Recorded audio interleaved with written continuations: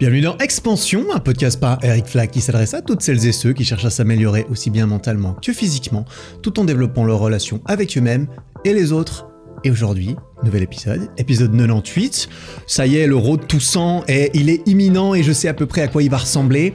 Dans cet épisode, aujourd'hui, par contre, on va parler d'argent, comme le titre l'indique très certainement, mais on va se concentrer un petit peu plus sur les aspects psychologiques de l'argent que directement comment gagner plus de thunes en 2023, les 5 dernières techniques à la mode. Non, on va parler un peu plus de psychologie, c'est le genre de concept qui change pas du jour au lendemain, généralement. Tout ce qui concerne la psychologie humaine est quand même assez bien ancré et je vais me baser sur un livre aussi pour faire cela tout en partageant mes expériences personnelles, donc mon rapport à l'argent, typiquement, comment je l'ai investi et dépensé ces dernières années, que ce soit en moi, en d'autres choses, etc., etc. Voilà, très certainement que ça sera un épisode en 2 parties. Pourquoi ? Parce que j'essaie de préparer mes sujets, en fait, un peu. Et ce livre comporte globalement une 20aine de chapitres avec chacun un genre de règles, tu vois. Voilà, ça a été séparé en 20 thèmes, on dira. Et je vais probablement en aborder peut-être la moitié, une bonne dizaine, parce qu'ils sont pas tous aussi cruciaux les uns que les autres, je trouve. Mais c'est quand même assez conséquent. Donc je me suis bien dit en préparant mes notes que ça allait être compliqué de tout faire en un seul épisode qui ne dure pas très longtemps. Donc voilà, de base j'avais prévu cet épisode sur l'argent là, en 98. 99, le prochain épisode ce sera une interview avec le Raptor très certainement qui va débarquer. Et l'épisode 100, je voulais faire un épisode un peu spécial, mais en fait peut-être qu'il arrivera après. Parce que je risque en fait de faire le 2e épisode sur ce livre à la suite, histoire de pas trop les espacer. Donc voilà, j'ai encore d'autres discussions que j'ai enregistrées à Paris sous le pied. J'ai pas mal de choses, de sujets qui vont arriver pour ce podcast. Et on va essayer de maintenir un épisode par semaine parce que pour l'instant, depuis 2 mois, ça tient. Avant de me jeter dans le vif du sujet, je voulais juste ajouter une petite note. J'en avais parlé sur Instagram. Suis-moi sur Instagram si jamais c'est pas le cas, @EricFlag. Par rapport aux invités que j'invite sur le podcast, personnellement, je respecte les opinions de tout le monde. Je respecte le fait que chacun puisse exprimer son opinion. Ça veut pas nécessairement dire que je suis en accord avec les gens que je respecte ou avec le fait, ou avec toutes les personnes que j'invite sur mon podcast. J'ai envie justement d'inviter des gens qui ont des avis différents, desquels je puisse en fait regarder, m'inspirer, piocher éventuellement ce qui me semble intéressant pour moi, ou notamment pour formuler ma propre opinion sur certains sujets. Je trouve ça intéressant d'aller chercher différents sons de cloche, histoire de trouver sa propre tonalité derrière en mélangeant un petit peu tout ça.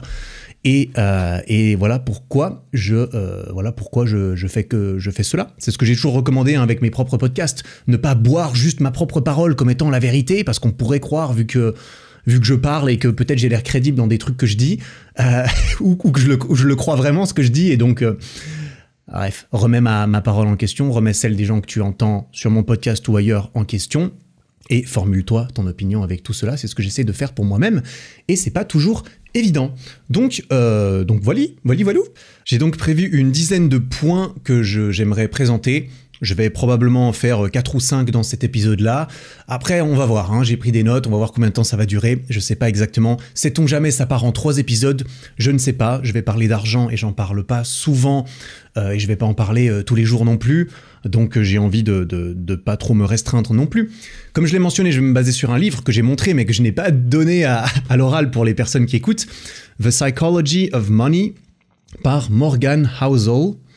Il a été traduit en français, La psychologie de l'argent par Morgan Housel, Housel. Je mettrai les liens vers les livres en description si jamais ça t'intéresse, mais je vais quand même survoler pas mal le truc en donnant quelques idées, quelques exemples que lui mentionne dans le livre, et ensuite en partageant mon expérience personnelle qui serait liée à tel ou tel chapitre, on dira. Je trouvais ça intéressant de faire un petit peu les deux.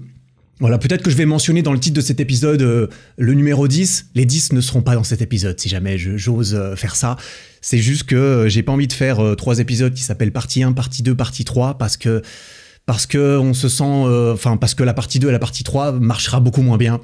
C'est aussi con que ça à dire, sachant que tous ces épisodes pourront être écoutés indépendamment les uns des autres parce qu'ils ne sont pas liés plus que par leur thème général, on dira.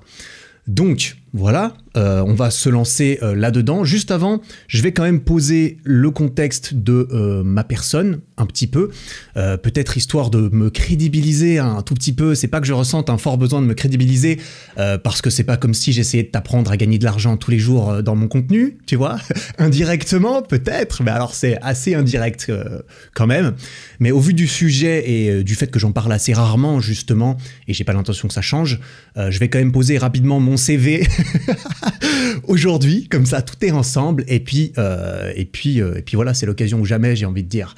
Donc petit rappel sur moi-même, parce que je sais qu'il y a pas mal de nouvelles personnes aussi qui débarquent sur ce podcast. Il a eu beaucoup de succès ces derniers temps, on a percé le top 40 des podcasts français sur Spotify, donc merci énormément pour cela. Et donc il y a des gens qui forcément découvrent et écoutent le dernier épisode en premier, ce qui est normal, je ferai sûrement pareil. Donc j'ai fait mes études en HEC, j'ai fait une licence, on appelle ça un bachelor en Suisse, une licence en management à HEC Lausanne et un master en finance à HEC Lausanne. J'ai été majeur de ma promo d'ailleurs, mais je n'ai jamais utilisé ces compétences, tu vois, parce qu'on pourrait se dire, ah, Eric, il a un master en finance, il doit connaître tous les bails de finance. Bah écoute, tout ce que je connais, c'est ce qu'on m'a appris à l'université. Ça reste assez théorique, ça reste assez peu appliqué sur le marché, et techniquement, moi, quand j'ai terminé mes études, j'étais pas en mode « ça y est, je sais faire un métier ». Non, pour moi, ce que j'ai appris en HEC, c'était très cool, j'ai appris énormément de choses, on en a déjà parlé dans des anciens épisodes, notamment dans un épisode qui s'appelle « Comment je suis tombé dans l'entrepreneuriat ». Partie 1, mes études, et là je parle beaucoup de mes études dedans, ça m'a appris à démontrer que j'étais capable d'apprendre, de raisonner, de réciter, de mémoriser, de comprendre beaucoup de choses.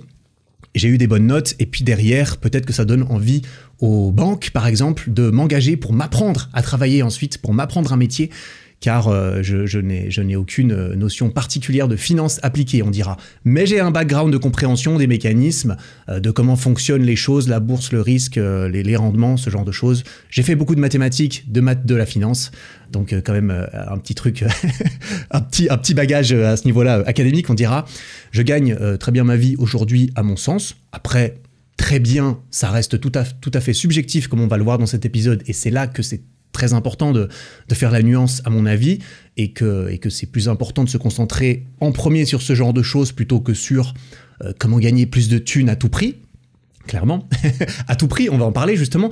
Je gagne bien ma vie, ce que je dois à pas mal de choses sur lesquelles je vais revenir, on dira, comme mes efforts, comme l'environnement dans lequel j'ai grandi, comme la chance que j'ai eue en cours de route. On va parler de chance un petit peu, de risque, c'est très lié, c'est très intimement lié à tout ça. J'ai lancé deux entreprises ces dernières années qui ont généré plusieurs millions de chiffres d'affaires sur les dernières années et qui valent un 7 chiffres raisonnable aujourd'hui, surtout si je travaille dedans comme je le fais. J'ai l'impression d'avoir pas mal investi en moi ces dernières années, même si pas toujours d'une façon très efficiente, notamment au niveau de l'argent. Je vais en parler, je vais parler du bon, du moins bon, on dira. Je vais partager les trucs comme je les ai vécus aussi, on dira. Et aujourd'hui, j'ai investi une bonne partie de mon capital dans l'immobilier et dans la bourse. Donc, j'investis quand même de l'argent. J'en investis beaucoup d'ailleurs, mine de rien. Parce que tous les mois, je peux me permettre de mettre de côté une partie majoritaire de mes revenus, aussi parce que je n'ai pas cultivé une explosion de consommation matérialiste ou ostentatoire, on dira, pour en augmentant mon niveau de vie, on dira. Donc je suis assez fier en fait aussi d'avoir augmenté mes revenus sans nécessairement fait exploser mes dépenses, notamment mes dépenses un peu superficielles. Voilà, aujourd'hui, je suis très heureux dans ma vie, en fait. Au quotidien, en moyenne, évidemment, il y a des hauts et des bas comme tout le temps. Et je pense que toutes ces choses y ont contribué aussi en partie. Voilà, voilà, je pose le décor un tout petit peu. Je pose cela parce que ça peut avoir un petit peu d'importance aussi dans les histoires que je vais pouvoir raconter en rapport avec ce que je vais mentionner de ce livre. J'espère pouvoir apporter un petit peu de valeur aussi au vu de cela, de mes expériences et de mon humble parcours, on dira. Donc, évidemment, par contre, je vais partager des trucs qui me concernent moi, ça va être à nuancer pour toi, parce que justement, mon expérience de l'argent, par exemple, notamment, n'est très certainement pas la même que la tienne. Et justement, ça va être important de remettre ça en perspective. Et c'est le premier point, la première leçon, la première loi, le premier commandement, je ne saurais comment le définir, de ce livre. Le point numéro 1 qui s'appelle No One's Crazy. Personne n'est fou. Et le sous-titre de ce chapitre, c'est « Tes expériences personnelles représentent 1/1000e de ce qu'il s'est passé dans le monde, mais représentent environ 80% de comment tu penses que le monde fonctionne. » Et ça, effectivement, quand tu lis ça, quand tu regardes ça, tu réalises en fait à quel point c'est vrai, et à quel point, par exemple, ma vision de l'argent ne sera pas la même que la tienne, en fonction d'énormément de facteurs, et c'est un petit peu ce que l'auteur montre aussi dans ce chapitre. Les gens font des trucs de fou avec la thune. On connaît tous des exemples de trucs qu'on se dit « Non mais c'est incroyable, le mec est fou, la meuf est folle, pourquoi tu fais ça avec ton argent ?» Sauf que personne n'est fou en fait. Personne ne se dit, Les gens font des trucs de ouf, mais personne n'est fou.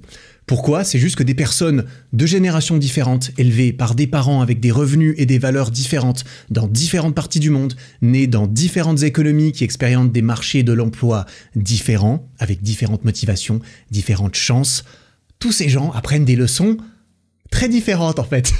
Ça semble complètement con quand on le dit comme ça, mais c'est pas plus mal de se le rappeler parce que ça explique énormément de comportements qui peuvent sembler fous, ou bien illogiques, ou bien irrationnels. Alors là, irrationnel, ça, on est bien d'accord, l'être humain n'est pas la créature la plus rationnelle, n'est pas une créature aussi rationnelle qu'elle aimerait le penser parfois, ou qu'elle pense qu'elle est. Mais effectivement, quand on parle d'argent, on ne parle pas seulement de rationalité. C'est bien connu que comment est-ce qu'on gère un peu son argent, comment est-ce qu'on dépense ou même investit son argent, n'est pas toujours fait uniquement à l'aide d'un joli tableur Excel bien rangé avec des petites colonnes, avec des calculs purement mathématiques, purement fondés sur la raison, la rationalité ou les mathématiques. Non, c'est bien connu et c'est pas plus mal non plus parce que putain, je ne sais pas à quoi ressemblerait notre espèce si c'était le cas, mais ça serait pas du tout la même chose et je suis pas sûr que ça serait mieux. C'est pas vraiment le débat. Par contre, la propension individuelle à prendre du risque dépend énormément de tout ce que j'ai mentionné avant, dépend énormément de son historique personnel, pas vraiment de notre intelligence. Il y a des gens très intelligents qui font des trucs complètement fous, voire stupides, voire immoraux, voire illégaux. Ça, on a plein de preuves. Tout comme il y a des gens qui sont moins intelligents, peut-être, d'une certaine façon, mais qui font des choses bien plus raisonnables. Raisonnable à nouveau, c'est subjectif, avec leur argent. Ça dépend pas nécessairement de l'éducation ni de la sophistication, mais plus quand même de la chance ou de la malchance de où et quand et de qui tu es né, typiquement. L'auteur donne un exemple intéressant pour montrer un peu cela dans le livre, dans le premier chapitre. Il montre le fait que, suivant quand tu es né, par exemple, si tu es né en 1950 ou en 1970, 1970, en Amérique, entre tes 13 et tes 29 ans, si tu es né en 1950, le marché des actions, donc le S&P 500, qui est un indice qui représente en fait les 500 plus grosses capitalisations boursières, donc les 500 plus grosses entreprises américaines, entre tes 13 et tes 29 ans, ce marché des actions est resté très plat. C'est-à-dire que si tu investissais dans des actions à 13 ans et que tu retirais ton argent à 29 ans, bah en fait tu retirais le même argent, typiquement. Ce qui n'est pas extraordinaire. Par contre, si tu faisais pareil en étant né 20 ans après, c'est-à-dire quand tu es né en 1970 et qu'à tes 13 ans, tu mets beaucoup d'argent dans les actions, à 29 ans, tu aurais fait x10. Deux personnes qui ont le même âge, qui investissent au même âge, à la même période de leur vie, vont se retrouver à 30 ans avec une vision de « j'ai investi dans l'argent, j'ai investi dans les actions, j'ai fait 0 » ou « j'ai investi dans les actions, j'ai fait x10 ». Tu n'auras pas la même vision du monde économique, tu n'auras pas la même vision de l'argent, tu n'auras pas la même vision de beaucoup de choses. Donc, et ça c'est juste en changeant l'année de naissance, hein. Pour une vie totalement égale par ailleurs, on dira, c'est-à-dire que tu aurais eu les mêmes parents, tu aurais eu les mêmes X ou Y, la même volonté d'investir par exemple ton argent et les mêmes moyens d'investir à 13 ans, t'aurais pas eu du tout les mêmes résultats. Alors imagine en plus avec des parents différents qui, eux, ont leur propre relation avec l'argent de quand ils sont nés. Et ça, c'est des exemples que tu peux reprendre et que même lui reprend dans le livre pour plein d'autres choses, comme par exemple l'inflation, le chômage, plein de facteurs comme ça qui sont économiques notamment, par exemple, ou même géopolitiques, tu vois, vont représenter une bonne façon de comment est-ce que nous, on voit le monde. Et tous ces gens n'auront donc pas la même vision du monde, pas la même vision de beaucoup de choses, et notamment ce qui concerne l'argent et leur motivation vis-à-vis de l'argent ne seront pas les mêmes. Et c'est bien pour ça et c'est bien comme cela qu'on peut aussi expliquer, très certainement en grande partie, certains comportements qu'on peut trouver fous. Par exemple, il donne l'exemple dans le livre que c'est quand même les gens les plus pauvres, les gens qui ont le moins d'argent, qui achètent le plus de billets de loto. Tu vois, et ça, c'est un comportement... Je trouvais ça intéressant qu'ils prennent cet exemple parce que c'est quelque chose qui peut sembler en fait incompréhensible pour quelqu'un, par exemple, qui se dit « Non, mais en fait, t'as aucune chance de gagner, donc tu perds ton argent, t'as une chance sur 80 millions de toucher l'euro-million. Écoute, est-ce que tu ferais pas mieux de garder tes 4 euros tous les mois qui s'additionnent en plus à long terme ?» Bah, peut-être. Et donc, certaines personnes, peut-être les personnes qui ont plus de revenus, achètent moins de billets de loto. Et d'après ce qu'il mettait dans l'exemple, je ne sais pas exactement d'où il a tiré cela, mais il disait que, bah, en fait, c'est certaines personnes, en tout cas, qui justifiaient pourquoi elles achètent leur billet de loto, se disaient racontaient que c'était pour elles le rêve le plus tangible qu'elles pouvaient avoir d'un jour être riche. C'est-à-dire que ces personnes se disaient que, bah, en fait, c'était un peu leur rêve, c'était un certain instant, tu obtenais le pouvoir de peut-être un jour avoir ce que toi qui n'achètes pas de billet de loto as déjà, par exemple. Tu vois, ce genre de réflexion. Et après, évidemment, on peut entrer dans le fait que, bah, en fait, quand tu achètes un billet de loto, c'est aussi en partie comme quand tu vas au casino, tu achètes aussi cette expérience, ces émotions, cette adrénaline, cette tension qui monte quand les numéros y tombent et tu dis « Ah, peut-être que je vais gagner ». Bah, on pourrait voir ça comme une espèce de divertissement émotionnel aussi. Enfin, en ce qui concerne le casino et pourquoi aussi les gens dépensent beaucoup au casino alors que la plupart des gens savent qu'ils sont perdants sur le long terme. Bref, c'est pas vraiment la question, mais ça joue quand même. Donc, on va tous avoir une opinion différente en fonction de toute notre historique de vie. Par exemple, je peux te donner un exemple, on va avoir une opinion différente sur la retraite. Et l'âge normal, normal à nouveau, c'est un mot compliqué, l'âge normal de la retraite en fonction de notre expérience. Par exemple, moi je suis né en Suisse, j'ai vécu toute ma vie en Suisse. En Suisse, le taux, l'âge de la retraite actuellement, il est à 65 ans pour les hommes et 64 ans pour les femmes. Depuis assez longtemps, sauf erreur, et je crois que justement l'âge des femmes va être monté à 65 ans d'ici 2028, quelque chose comme ça. Pour moi, c'est normal en fait. Par exemple, et même, je suis même pas complètement au courant de ce qui se passe en France, mais il me semble qu'en France c'est plus bas. C'est justement ce qui a posé aussi beaucoup de problèmes ces derniers temps. C'est que l'âge va être augmenté, etc. Et ça, c'est entièrement lié à ton expérience en tant que, par exemple, français, typiquement. Pour moi, travailler jusqu'à 65 ans, c'est normal. Je suis un homme, tout le monde le fait, mon père, pareil, etc. Enfin, tu vois, c'est ma vision de la chose. Par exemple, un autre exemple qui est assez frappant en ce qui me concerne, c'est que en Suisse, le taux hebdomadaire de travail légal, c'est entre 42 et 50 heures par semaine. Donc, c'est normal. Le minimum, ce sera 42 ou 42,5 très souvent. Moi, les quelques fois où j'ai travaillé, je vais y revenir, mais quand j'ai travaillé pour gagner mon argent, eh bien, le minimum, c'est 42 heures par semaine. Pour moi, c'est normal, en fait, de travailler 42 heures par semaine. Donc, tu pourras comprendre, par exemple, que de mon point de vue, quand on me dit, ah, en fait, par exemple, en France, c'est 35 heures, je me dis, ah ouais, quand même, ils travaillent un jour de moins, en fait. J'exagère un tout petit peu, parce que ça fait quoi, 7 heures de moins, on dira. en moyenne, évidemment, toute proportion respectée, c'est là que je me dis, si je vais en France, en fait, je travaillerai moins. Et ce sera plus agréable. Enfin, plus agréable. Non, ça, c'est pas le bon terme. Ce sera différent, ce sera moins. Il y aura moins d'heures obligatoires. Mais tu vois bien qu'en fonction de où tu es né, ce que tu penses, à quoi tu as été habitué dans ton environnement, à tous les niveaux, eh bien, ta vision du monde va changer. Et donc, au niveau de l'argent, c'est la même chose. Pour moi, une journée de travail, comme j'en ai fait quand j'étais étudiant pour gagner ma thune, parce qu'il fallait que je gagne ma thune si j'en voulais plus, eh ben, j'allais travailler chez Ikea et c'était 8h30 par jour. Je crois que je devais badger 8h28. Ah, je sais plus, c'était une histoire de minutes. Je me souviens, 8h22, 8h26, un truc du genre. Pour que mon taux, mon quota soit respecté comme étant, j'ai travaillé à 100%. C'était entre 8h20 et 8h30 par jour. Et donc, j'y passais une bonne partie de la journée. Mais pour moi, c'était normal parce que c'est aussi ce que tout le monde faisait autour de moi, tu comprends?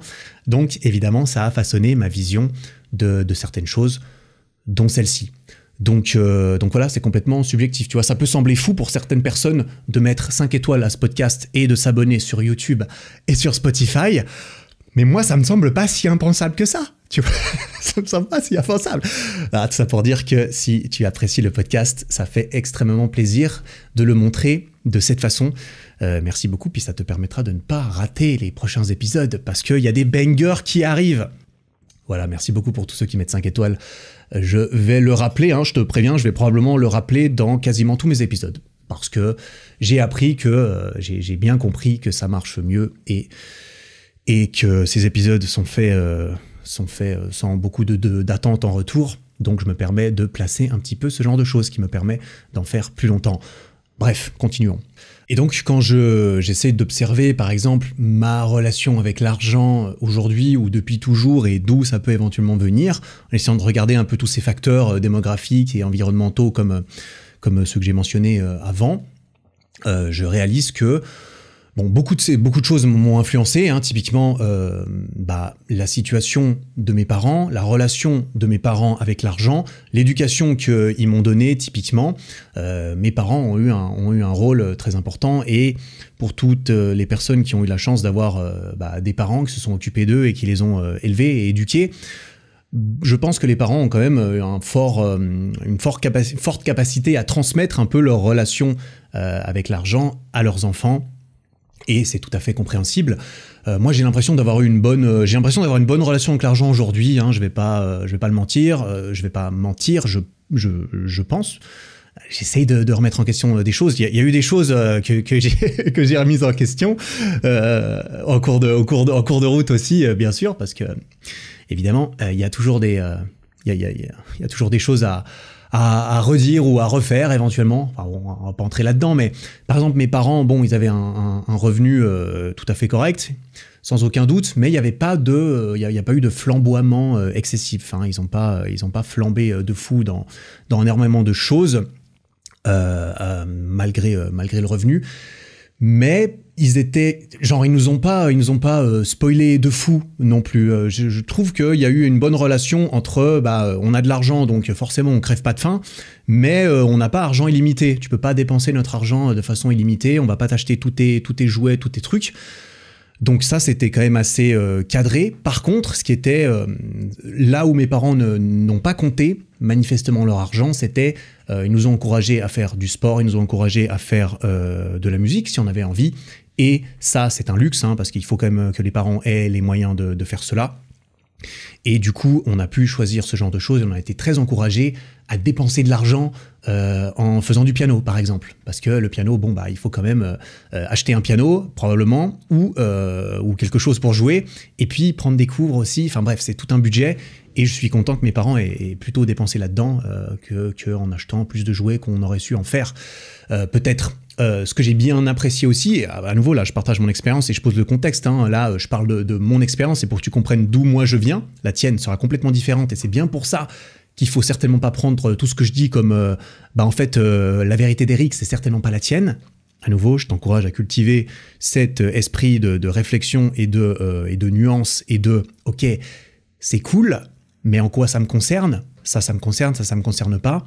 Voilà, mais je pose un peu les bails en ce qui me concerne.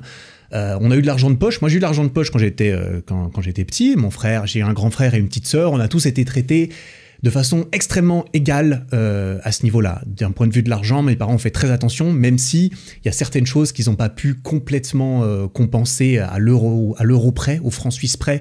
Et c'est tant mieux, parce qu'au bout d'un moment, ça peut devenir bizarre. Parce qu'évidemment, on allait vers des sports ou des hobbies différents, et puis il y a certains sports qui coûtent plus cher que d'autres, hein, on est bien d'accord. Quand tu vas faire, je sais pas, de la natation, ça coûte moins cher que si tu veux faire du golf ou de l'équitation, ou je sais pas, tu vois. donc voilà.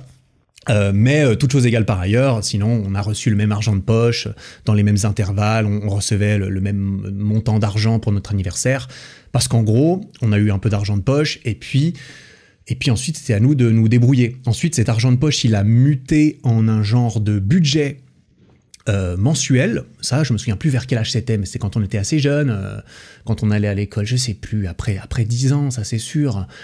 Ensuite, on a eu un budget mensuel, et ce budget, c'était à nous de l'autogérer entièrement, dans le sens où on recevait un certain montant. Ça, c'est quand on allait en tout cas au lycée, en tout cas, ça c'est sûr. Mais même déjà avant, on avait un budget avec ce budget, qui était calculé sur la base de, tu auras besoin à peu près de temps pour manger, de temps pour t'habiller, de temps pour t'amuser. Et t'amuser, c'était surtout l'argent de poche, hein. Il y avait pas eu d'énorme sponsoring de, je sais pas, de grosses dingueries financières. Ça, il fallait qu'on les assume nous-mêmes. Et ensuite, c'était à nous de nous démerder en mode, ok, mes parents me donnent 100 balles par mois pour m'acheter des vêtements. C'est à moi de voir. Est-ce que je mets 100 balles dans les vêtements tous les mois? Est-ce que j'économise 3 mois pour m'acheter une veste en cuir? Est-ce que si, est-ce que ça? La thune, ok, on est parti sur une base de X francs par jour où je mange pas à la maison le midi. Derrière, c'est moi qui décide. Alors évidemment, c'est moi qui décide. Est-ce que je vais aller me faire un kebab pas cher pour économiser de l'argent, ou est-ce que je vais à la cantine comme tout le monde? Enfin bref, tu vois, on a eu cette liberté à ce niveau-là, et moi j'ai trouvé ça assez bien, parce que ça m'a aussi appris à gérer un peu mes thunes. Je me souviens très bien, d'ailleurs, une petite histoire, une petite anecdote personnelle, que quand j'étais petit, moi j'étais quand même petit, j'étais le petit garçon, j'étais l'enfant, j'étais un petit garçon qui aimait bien compter sa thune. J'avais mes petites pièces, je me souviens très bien, j'avais une boîte. C'était une boîte, en plus je la cachais dans mon armoire, tu vois. J'étais un peu ce genre d'enfant, en tout cas. Je me souviens très bien que j'étais comme ça, donc je le précise. J'aimais bien économiser mon argent, typiquement. Mes parents me donnaient mes 5 balles hebdomadaires d'argent de poche. Et je pouvais acheter des bonbons avec. Je me souviens que des fois, j'allais acheter des bonbons avec, évidemment, parce que c'était ma responsabilité. Je pouvais m'acheter des bonbons avec mes 5 balles si je voulais. C'était compris dans le deal. Ces 5 balles, t'en fais ce que tu veux. Par contre, si tu dépenses tout en bonbons, on estime que si tu mets 5 balles de bonbons par semaine, ça va pas te tuer, donc on te laisse le faire. Mais viens pas nous demander plus de thunes pour plus de bonbons derrière. C'est toi qui décides, mais ensuite, il faut assumer. Donc j'allais acheter des bonbons des fois, mais je gardais le reste de mes petites pièces, je les mettais dans une boîte. Et des fois, je m'amusais je me souviens, à vider ma boîte par terre et à empiler toutes les pièces qui étaient pareilles, toutes les pièces de 10 centimes, 20 centimes et tout ça, je les empilais. Et plus ça prenait de temps de les empiler, plus j'étais content en fait de me dire ouais, j'empile mes trucs et tout. Et puis à la fin, je pouvais compter. Évidemment, c'était important de compter pour savoir. Pourquoi? Aussi parce qu'à un moment donné, je me souviens très bien, je me suis dit waouh, j'ai envie de m'acheter un truc de ouf. J'ai envie de faire une dinguerie. J'ai envie de m'acheter une trottinette. Oh là là, j'étais là en mode putain, quand j'aurai cette trottinette, ça va être stylé de ouf. Par contre, il va falloir galérer pour l'avoir. Alors, je ne travaillais pas encore à l'époque, mais je faisais ce que je pouvais pour économiser mon argent de poche. Et je me souviens très bien, cette trottinette devait coûter, je me souviens plus très bien, et puis c'était un autre temps, hein, c'était vraiment il y a plus de 20 ans. Donc l'inflation entre-temps, etc. Mais je sais plus, elle était peut-être 150 balles. Peut-être je dis une connerie. Mais je me souviens que c'était dans ces eaux-là. Et je me souviens très bien du jour où j'étais avec mon père acheter cette putain de trottinette. Et je suis arrivé sur le comptoir et j'ai posé mes putains de pièces sur le comptoir. Parce qu'évidemment, j'ai pas payé avec ma carte de crédit ni un billet de 200, tu comprends? J'ai posé mes putains de pièces et j'ai payé ma trottinette. Et j'étais tellement fier de payer ma trottinette. C'était une trottinette jaune. Je me souviens très bien qu'elle était jaune. Et je me souviens très bien que j'ai regretté... Je me souviens aussi que j'ai regretté un peu l'achat de cette trottinette Pourquoi? Parce qu'en fait, c'est une énorme trottinette jaune. Elle était vraiment bulky. C'était vraiment une grosse trottinette avec des grosses roues et tout, avec un gros espace pour mettre les pieds, tout ça. Par contre, peut-être que tu te souviens, alors si tu te souviens, si on a à peu près le même âge, j'imagine, moi j'ai 32 ans là, peu de temps après, ont débarqué les trottinettes, tu sais, les trottinettes qui étaient beaucoup plus maniables et qu'on pouvait plier, les trottinettes que pour les ranger, tu les plies en deux en fait. Et ma putain de trottinette jaune n'était pas pliable, elle était énorme, elle prenait énormément de place, elle était plus compliquée à transporter. Je crois que les pneus en plus, c'était des vrais pneus, parce qu'ils étaient assez gros. C'était pas ces petits pneus en gomme comme ces petites trottinettes là, je me souviens plus des marques de ces petites trottinettes. Mais je me souviens que je crois que j'ai vendu ma trottinette jaune après pour essayer d'avoir une trottinette pliable. Pourquoi? Parce que c'est la trottinette que tout le monde avait. Et oui, parce que ces trottinettes, elles ont révolutionné le game dans mon voisinage, je me souviens. Peu de temps après, et en plus elles étaient moins chères, je crois. Enfin bref, c'est là que j'ai appris que ah ouais ok, j'ai économisé tout ce temps pour m'acheter cette trottinette, et puis en fait je réalise qu'il y a une meilleure trottinette qui sort 6 mois après, et puis que je me dis bon. Ok, bon bah dans ce cas, qu'est-ce que je fais? Bah je revends ma trottinette jaune et puis j'essaie d'en acheter une autre pour avoir la même trottinette que tout le monde. Ah, elles étaient très stylées ces trottinettes, on va pas se mentir. Bref, pour en revenir et terminer un petit peu vis-à-vis de ces histoires d'argent, d'éducation, de budget, bah cette histoire de budget a tenu très longtemps, hein, jusqu'à ce que jusqu'à ce que j'arrête de dépendre de mes parents aussi. Ensuite, ça s'est réduit forcément quand j'étais aux études, etc. Ou quoi, parce que j'habitais chez mes parents, mais je gardais un petit truc. Mais c'est juste que pendant mes études, bon bah concrètement, j'avais pas vraiment d'argent, quoi, parce que tu travailles pas. Enfin, tu sais très bien, si t'es étudiant, normalement t'as pas vraiment de thune. Bah moi j'avais la thune que le budget mensuel que mes parents me donnaient pour m'occuper de moi-même et duquel je pouvais mettre un peu de côté si je voulais, c'est ce que j'ai fait.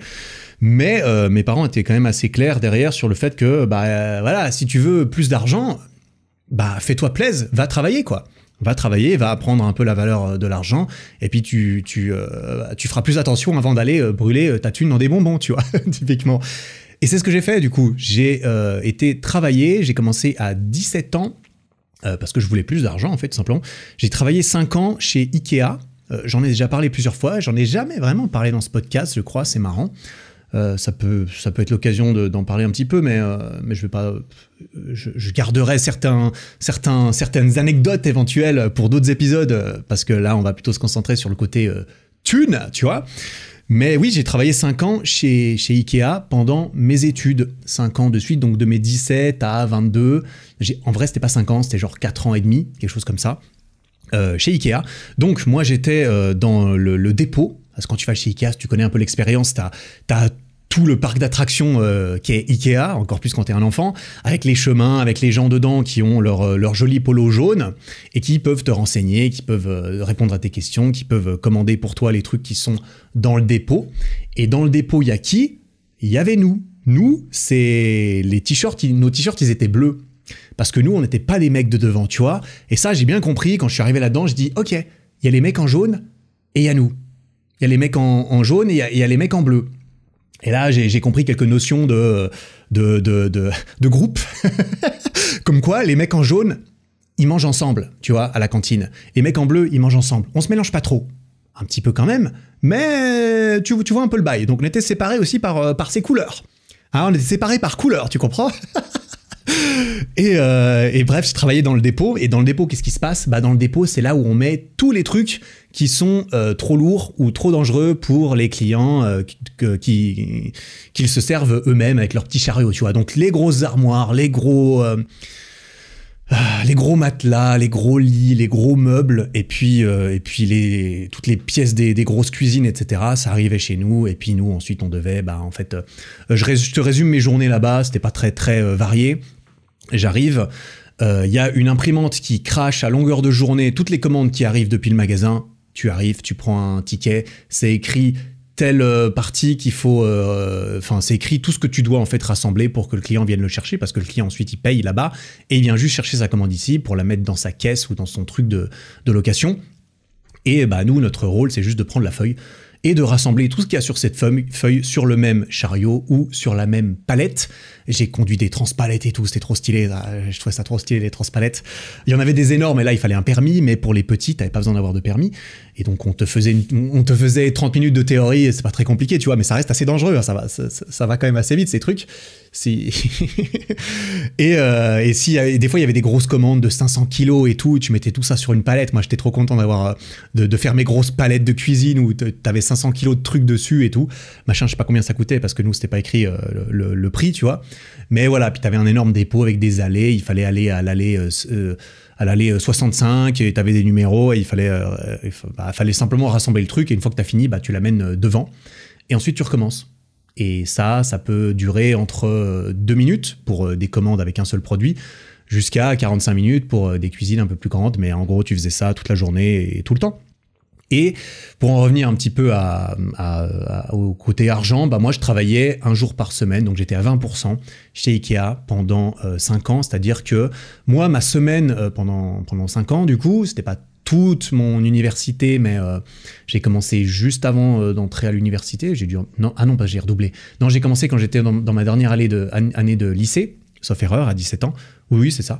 Et j'ai continué pendant une partie de ma licence, voire toute ma licence, je crois. Oui, c'est ça, j'ai arrêté, je crois, en 3e année de licence de bachelor en HEC. Et pour moi, mes semaines, c'était les 5 jours de la semaine. C'est l'uni, c'est le lycée. Et le samedi, c'est Ikea. Tous les samedis, c'était soit 10h, 19h, soit 9h, 18h, parce que du coup, c'était 9h de taf, et puis on avait une pause. Non, attends. 10h, 19h ou 10h29, oui c'était 9-18 ou 10-19, et puis on avait 45 minutes pour bouffer à midi ou je sais plus quoi. Je sais plus exactement comment ça marchait, les pauses et tout, mais on allait manger à midi, voilà, on allait manger les boulettes Ikea, parce qu'évidemment on allait dans la cantine Ikea qui était réservée aux employés, où c'était pas cher, par contre pas cher du tout, c'est genre 4 balles l'assiette de boulettes, je me souviens, et du coup je m'en suis enfilé des boulettes, putain, et du coup moi le vendredi soir, ça n'a jamais été un soir où en fait je pouvais sortir. Parce que le lendemain matin, je devais me lever tôt pour aller travailler toute la journée. Et je peux te dire que si j'avais bu ou si je m'étais couché tard, je le regrettais amèrement le lendemain quand il fallait assumer en fait et aller au travail. Alors évidemment, ça m'est arrivé, je vais pas mentir, sur 5 ans, ça m'est arrivé d'appeler le matin et de dire je suis malade, je viens pas. De temps en temps, c'était prémédité, je reconnais. On est tous coupables de ce genre de trucs, je pense. Je me souviens que des fois, j'avais prévu, je me souviens typiquement une soirée d'Halloween. J'avais vraiment envie d'aller m'exploser en soirée, parce que bon, je n'étais qu'un étudiant de moins de 21 ans, tu comprends. J'ai eu cette période où j'avais envie de sociabiliser et d'aller en soirée avec mes potes de HEC, et ça m'est arrivé de pas assumer le lendemain. Bon écoute, c'est comme ça que ça arrive. Par contre, j'ai assumé une énorme partie du temps, et j'ai surtout compris que j'avais pas envie d'avoir à assumer un truc désagréable, donc je préférais éviter le truc désagréable en premier. Et c'est pour ça que moi, c'est surtout le samedi soir que je me permettais plutôt de sortir, parce que c'était beaucoup plus facile d'assumer le lendemain, dimanche, quand de toute façon, je ne branle rien le dimanche. Tu vois un peu le truc. Tout ça pour travailler, je gagnais quoi, 24 francs de l'heure. Donc en euros, c'était moins, je sais pas, 20. À l'époque, le taux était différent, mais c'était une vingtaine d'euros de l'heure. Ce qui, en Suisse, est à prendre en considération sur le fait qu'en Suisse, le coût de la vie est plus élevé. Hein. Enfin bref, je vais pas te faire un truc là-dessus. Je pense que tu vois un petit peu la différence entre les deux. Mais je gagnais 800 balles par mois, quelque chose comme ça. Et je trouvais ça cool, ça me faisait un revenu sympa, 800 balles par mois. Sachant que le salaire moyen en Suisse est plutôt autour des 4500, 5000, quelque chose comme ça. Donc c'était, je gagnais un cinquième. Évidemment, c'était pas super bien payé. C'était un peu mieux payé que McDo, je me souviens, clairement. C'était un peu mieux payé que McDo et j'étais content. McDo, c'était vraiment ceux qui payaient le moins. D'après ce qu'on m'avait dit, là, on était plus sur du 19 balles de l'heure, tu vois. Enfin bref. Là, c'était quand même c'était pas dégueulasse pour un travail d'étudiant, je trouvais. Et ça me faisait un petit revenu complémentaire, et ces 800 balles par mois, je pouvais m'acheter plus de trucs de temps en temps, des vêtements, des machins, ou je pouvais les mettre de côté, ce que j'ai fait aussi en partie. Et ce que j'ai beaucoup aimé, c'était la flexibilité, c'est que pendant l'été, typiquement, on avait le droit en tant qu'étudiant, parce que nous on était les étudiants du samedi, c'est ceux qui sont toujours les premiers à être appelés pour remplacer les mecs qui bossent à plein temps quand ils sont en vacances, etc. Donc en été, on pouvait, et ça m'est arrivé par exemple le mois d'août, de travailler à 100% pendant tout le mois d'août. Et là, c'était la folie. Je travaillais Alors c'était chiant, hein. Ah, c'était chiant. Moi je trouvais pas ça amusant, hein. Je vais pas te mentir. En 10 minutes, en 10 minutes, tous les jours, tu t'avais vu l'étendue des choses que tu allais faire. Le seul truc différent que tu fais, et ça, je l'avais déjà mentionné, il me semble, une fois, c'est qu'à la fin de la journée, il faut balayer pour nettoyer l'entrepôt, tu vois. Donc, soit tu prépares des commandes, soit tu balayes. Bon, écoute, ça m'a appris justement que 20 balles de l'heure, bah, j'allais pas les jeter comme ça non plus, n'importe comment. Parce que c'était chiant, en fait, de gagner 20 balles, je me souviens. C'était chiant. C'était pas ma passion première que de préparer des commandes ou de balayer. Mais je regrette absolument pas de l'avoir fait. Parce que quand je prenais un peu et que je travaillais pendant un mois en été, j'avais le choix entre rien foutre chez moi, hein, parce qu'en été, moi je foutais rien. Hein. J'ai jamais fait de stage d'études, de trucs comme ça. Ça, c'était au-delà de ma vision... de ma représentation de la vie. C'était, en fait, si t'as pas les cours, jamais je vais aller travailler, faire des stages et tout. Pourtant, j'avais quand même bossé chez Ikea, donc j'étais quand même motivé par le fait de... pas toujours, hein, quand même, mes vacances, c'était sacré. Mais ça m'est déjà arrivé de bosser tout le mois d'août et de me choper, je sais plus, 4000 balles sur le mois. Et là, j'étais refait, je dis, ah putain, 4000 balles d'un coup qui tombent sur mon compte. Je dis, oh putain de merde, c'est trop stylé, j'ai touché trop de thunes, putain. Et ouais, enfin bref. C'était pour raconter un peu mon environnement dans lequel j'ai grandi, on dira, vis-à-vis de l'argent. J'ai aussi travaillé en station-service. Ça, c'était un petit peu moins longtemps. J'ai fait genre 6 mois à la Coop Pronto, pour les Suisses qui savent ce que c'est. Mais c'est une station-service, voilà, comme il y en a plein en France, hein, tu vois. C'est peut-être l'équivalent de Carrefour Essence, j'en sais rien, avec un petit shop. Il y avait un petit shop, et moi, j'étais responsable du shop. Des fois, il fallait ouvrir, fermer, vendre de l'essence, ranger les rayons, laver le sol, rentrer les congélos à la fin de la journée. Il y avait plein de trucs à faire, et j'ai fait plein de conneries. Et ça, on me les a toujours bien fait comprendre, toutes les conneries que j'ai fait. Par contre, tous les trucs bien, on me les a jamais dit. Et ça, je crois que j'en avais déjà parlé, ça me rappelle quelque chose. J'ai déjà mentionné ça, mais le management était mauvais. Je trouvais que le management était mauvais. Enfin bref, voilà, j'étais un étudiant, donc on s'en battait les couilles de ce que je pensais de toute façon. Mais j'ai bossé 6 mois aussi là pour faire des thunes. C'était juste avant de partir en Australie, parce que j'ai fait un semestre d'échange en Australie. J'ai fait mon dernier semestre de master à Sydney. Et Dieu sait que la vie là-bas, ça coûte cher, et que j'avais eu une bourse de 1000 balles, je crois. Une bourse de... Peut-être c'était 2000 balles. Une bourse de 2000 balles pour partir 6 mois. Je sais même plus comment j'ai eu ces thunes. C'était l'Uni qui m'a filé 2000 balles pour aller étudier à Sydney. Sauf que 2000 balles, c'était quoi, 3 semaines de loyer, quoi. 3 semaines de loyer, c'est bon, j'avais brûlé ma bourse. Derrière, il a fallu payer, donc je me suis dit, bon, je vais mettre un peu de thunes de côté, je vais aller travailler à nouveau. Et là, je suis allé travailler à la station-service pendant 6 mois pour faire un peu d'argent. Et voilà, donc voilà, tout simplement. C'était pour... bordel, ah oui, ça fait déjà un moment. Effectivement, ces épisodes vont être assez longs. Écoute, on va faire un peu de storytelling. Je vais trouver des titres pour chacun des épisodes. Je sais pas combien je vais en faire du coup. Mais si tous les points durent 45 minutes, ça va être compliqué. Mais j'en profite parce que c'est le genre d'histoire, tu vois, je les raconte une fois, après je vais pas les répéter dans un autre épisode. Donc j'aime autant profiter, d'autant plus ça a peut-être pu te rappeler des souvenirs de comment toi t'as fait tes petits jobs d'étudiant, ou tes petits jobs que tu fais actuellement, dans lesquels tu es justement actuellement en train de le faire. Et je t'encourage justement moi je trouve ça très bien, un minimum de responsabilisation vis-à-vis de l'argent, et du fait que quand même l'argent c'est ça se mérite entre guillemets. C'est plutôt que l'argent, ça a une certaine valeur, et qu'il y a différentes façons de l'obtenir. Et il y a des façons qui sont plus ou moins agréables. Et c'est pas plus mal d'avoir une certaine expérience vis-à-vis de ça. Même quand, techniquement, t'en aurais pas vraiment besoin, parce que tes parents pourraient payer pour toi. Et ça, moi, j'ai pas eu le choix là-dedans. Ça, c'est juste mes parents qui ont fait comme ça. Et je trouve ça pas trop mal, en réalité. Mais c'est pour poser un peu le contexte de ma vision aussi personnelle de l'argent, de ma relation avec l'argent, qui a été façonnée par, globalement, aussi toutes ces choses que je t'ai mentionnées, en plus du fait que, moi je suis né en Suisse, c'est un pays qui s'en sort pas trop mal en général, le système est pas mal, c'est un pays, alors moi beaucoup de chance, hein. Après, moi, je suis très content d'être né en Suisse, je vais pas mentir, hein. Voilà. Après, je fais aussi avec la situation que j'ai eue. Mais voilà, ça explique un petit peu ma vision de la chose. Je connais des gens personnellement qui ont beaucoup d'argent, beaucoup d'un point de vue, même objectivement, beaucoup de gens seraient d'accord pour dire « Ah oui, il a beaucoup d'argent », mais les gens sont quand même... certaines personnes ont vraiment...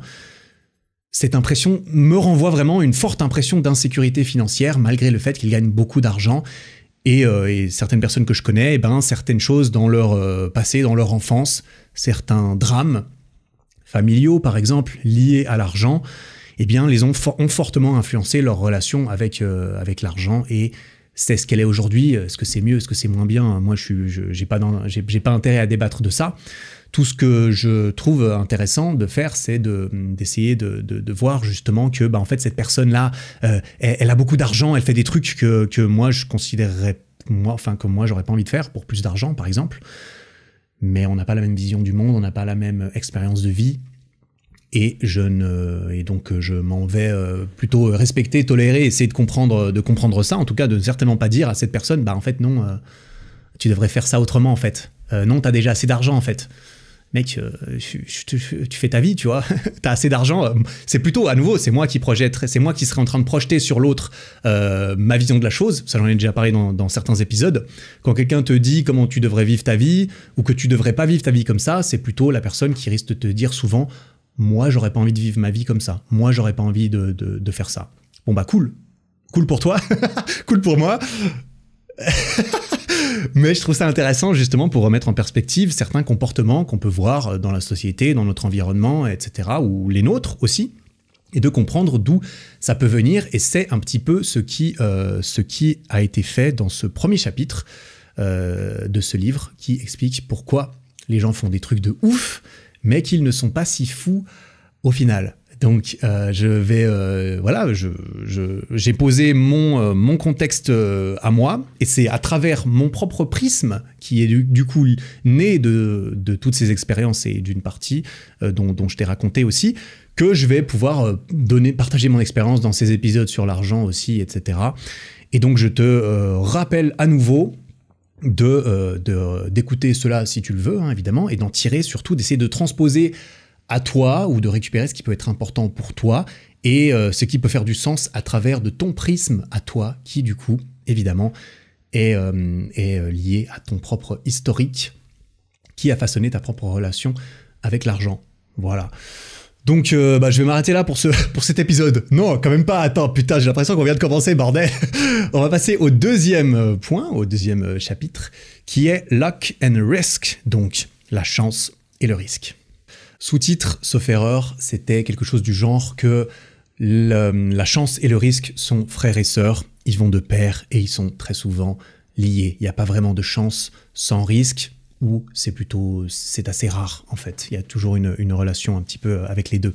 Quelques exemples qui donnent dans ce chapitre que je trouvais intéressant, évidemment, il y a plein d'exemples qui sont très illustrés. Moi, je ne vais pas tout te balancer, hein. Je résume en quelque sorte les chapitres, les idées qui sont traversées, et je montre et je donne quelques-uns des exemples qu'il met, mais je les mets pas tous, hein, donc si jamais tu veux un petit peu plus étoffer cela, n'hésite pas à prendre le livre, que je trouve très qualitatif.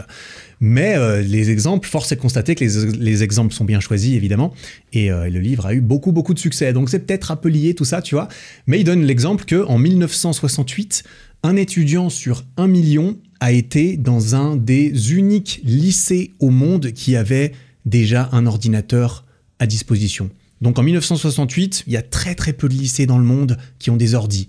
Et il s'avère qu'un de ces étudiants sur 1 million qui a pu aller dans un lycée comme ça s'appelait Bill Gates. Sacré coup de bol quand même, hein ? Sacré coup de bol. En quelque sorte, bien sûr, Gates et son pote de classe Paul Allen ont créé Microsoft, une entreprise que tu connais probablement. Ils ont fait des thunes, hein, derrière, ils ont fait des thunes. Et en quelque sorte, on pourrait se dire, en fait, il a eu une sacrée paire de couilles. Ça veut dire il a eu beaucoup de chance d'être dans un lycée pareil. Et ce qui est encore plus intéressant, C'est pour ça que l'exemple est très bien choisi. Après, je sais pas, moi je te répète un peu l'exemple comme lui il le raconte. Hein. J'ai pas été vérifier les sources historiques du truc, tu vois. Mais de base, ils étaient 3. Il y avait Bill, il y avait Paul et il y avait un 3e mec qui s'appelait Kent Evans, qui était aussi très intelligent comme eux et qui faisait partie de leur petite bande, qui codait des trucs sur l'ordinateur du lycée, etc. Et qui avait un avenir extrêmement prometteur aussi, très certainement, dans la création de Microsoft, typiquement. Par contre, Kent, malheureusement, est décédé d'un accident de montagne avant de finir le lycée. Et on peut dire que c'était pas de chance. Pourquoi ? Parce que en Amérique, à cette période-là, il y avait à peu près un étudiant de lycée sur 1 million qui mourait d'un accident en montagne. Donc c'est là que tu vois que la chance et le risque, eh bien, ça va un petit peu de pair. Et en tout cas, les stats, j'ai pas vérifié à nouveau, mais elles fonctionnent bien pour l'argument qu'il essaye de faire, tu vois. Il y a de la chance, il y a du risque, il y a de la chance, il y a de la malchance aussi. Quand quelqu'un d'autre réussit, en parlant de chance et de choses comme ça, tu sais, quand quelqu'un d'autre réussit, si on attribue le succès de cette autre personne à de la chance, si on dit « Ah, lui, il a réussi, mais c'est parce qu'il a eu de la chance », alors on passe quand même généralement un petit peu pour un rageux ou pour un jaloux, alors que c'est vrai, c'est quand même très certain. La chance joue toujours un rôle. Le truc, c'est qu'il est très difficile de quantifier précisément le rôle de la chance là-dedans. Quant à ses propres succès, tu vois, quand nous on réussit quelque chose, généralement on se sentira moins à l'aise de dire « Ah, si j'ai réussi, c'est juste parce que j'ai eu de la chance ».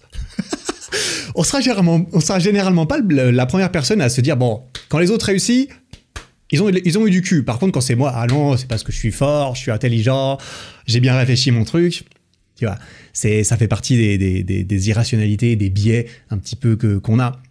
Au niveau des échecs, c'est la même chose. Est-ce que l'échec de quelqu'un dans quelque chose est toujours dû à un manque de travail acharné? Le mec s'est pas assez battu, il a pas eu assez d'ambition, il a pas grindé assez. Tu vois, est-ce qu'une carrière professionnelle qui termine pas, qui n'avance jamais, qui arrive dans une impasse, est-ce que c'est toujours dû au fait que le mec est paresseux et c'est un tir au cul? Parfois oui, mais pas toujours. Et rarement uniquement à cause de ça, quand même. Il y a toujours une marge d'erreur. C'est pour ça que moi je suis pas le genre de mec, tu l'auras peut-être compris, je suis pas le genre de mec le plus extrême, le plus catégorique, le plus... C'est comme ça et pas autrement, pas de place pour la nuance. Tout est noir, tout est blanc. Moi, je suis pas vraiment comme ça. Voilà, je suis pas vraiment comme ça. Et donc là, à nouveau, moi, je serais pas Pour moi, c'est très important de travailler dur et tu peux accomplir énormément de choses en t'en donnant les moyens. Mais parfois, ça va pas marcher, t'auras pas eu de chance. Et puis qu'est-ce qu'on fait à ce niveau-là? Ça, c'est le sujet d'un autre débat, j'ai envie de dire. Mais pour certains échecs, on aura à nouveau plutôt tendance à voir les échecs des autres comme étant la résultante de mauvaises décisions qu'ils ont prises, alors que nos échecs à nous, parfois, on se dira « Ah j'ai pas eu de chance. J'ai raté, j'ai pas eu de chance, il y avait des risques, voilà, c'est pas de ma faute, blablabla. » Tout ça. C'est là que, à nouveau, certains raisonnements de la sorte sont assez incohérents, évidemment, et illogiques, dans le sens où, ça j'en ai déjà parlé, c'est quelque chose de très important pour moi, moi j'aime penser que je suis responsable de ce qui m'arrive quand même beaucoup, de comment je réagis par rapport à ce qui m'arrive notamment. C'est pas ma faute, hein, mais j'ai quand même une part de responsabilité. Pas toujours ma faute, mais c'est toujours ma responsabilité de comment je vais réagir à ce propos. Et que si tu veux t'attribuer le succès et le mérite de tes réussites, il faut évidemment t'attribuer aussi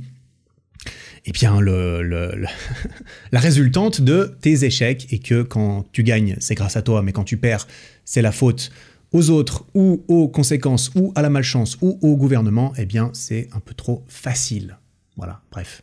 Petite note par rapport à la chance, il y a une définition de la chance qui est... Bon, tout le monde sera peut-être pas d'accord, à nouveau, j'ai envie de dire, moi je la trouvais quand même assez intéressante et assez vraie. Ça n'explique pas tout, bien sûr, mais la chance... Une partie de la chance consiste en le croisement entre la préparation et l'opportunité. Dans le sens où, quand on se prépare pour pouvoir être prêt à saisir une des multitudes d'opportunités qui surgissent régulièrement. Il y a souvent des trucs qui surgissent et puis j'étais pas au bon endroit au bon moment, j'étais pas à X ou Y. C'est une façon de provoquer un peu la chance. Évidemment, on le dit assez, c'est un truc qu'on entend souvent, la chance, ça se provoque.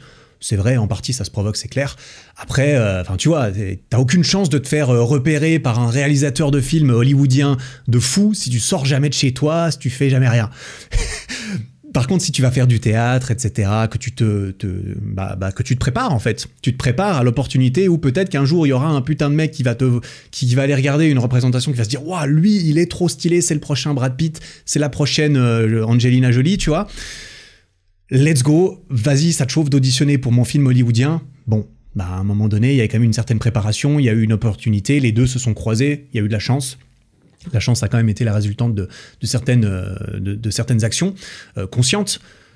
Mais voilà, tu vois, c'est comme le fait, si je reste chez moi, est-ce que j'ai plus de chances de trouver 100 balles par terre si je vais marcher dehors ou si je reste chez moi? Bon, voilà, si je trouve 100 balles par terre chez moi, c'est que putain, il faut que je range un peu mieux mon appart parce que ils sont à moi ces putains de 100 balles et je sais pas ce qu'ils foutent par terre, tu comprends? Donc bref. Quand j'en viens un peu à mon expérience vis-à-vis de ça, mon expérience avec YouTube, typiquement, une certaine par rapport à ce qui s'est passé pour moi ces 5 dernières années, où j'ai trouvé un certain succès vis-à-vis de mes vidéos YouTube, où je suis quand même parti, je suis parti du début, hein, comme tous ceux qui commencent. J'ai eu de la chance. Je crois que je suis à peu près sûr, je l'ai toujours dit, je l'ai toujours pensé en tout cas, j'ai eu de la chance. J'étais au bon endroit, au bon moment, sur les bons sujets, avec une façon de faire et de présenter suffisamment bonne. Mais force est de constater que quand je regarde un peu le truc, le timing, je parlais de street workout, j'ai choisi quand même volontairement de le faire en français, j'hésitais entre le français et l'anglais, je me suis dit français, il y a quand même moins de monde, etc., qui en parle, et tout ça. Let's go, on verra bien.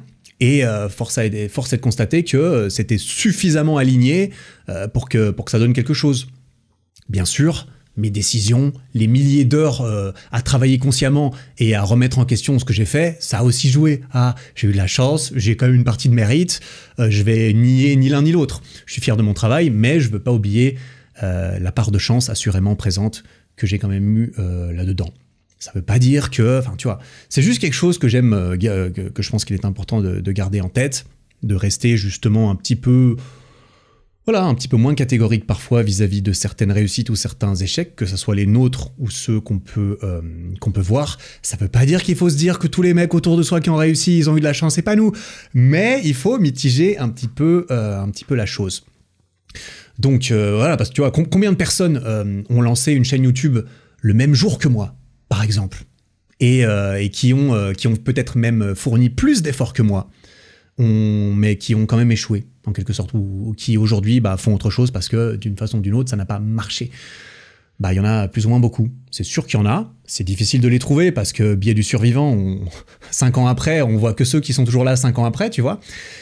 Mais ouais, je suis convaincu qu'il y a certaines personnes et qu'il y en a eu qui ont eu moins de chance aussi. C'est pas que ça, j'ai pas envie de penser que c'est que la chance. Moi, j'aime penser que justement, j'ai un pouvoir d'action sur les choses et que je vais faire en sorte de me donner un peu les moyens pour au moins ne pas avoir de regrets sur le fait que je n'ai pas compté que sur la chance pour que ça marche.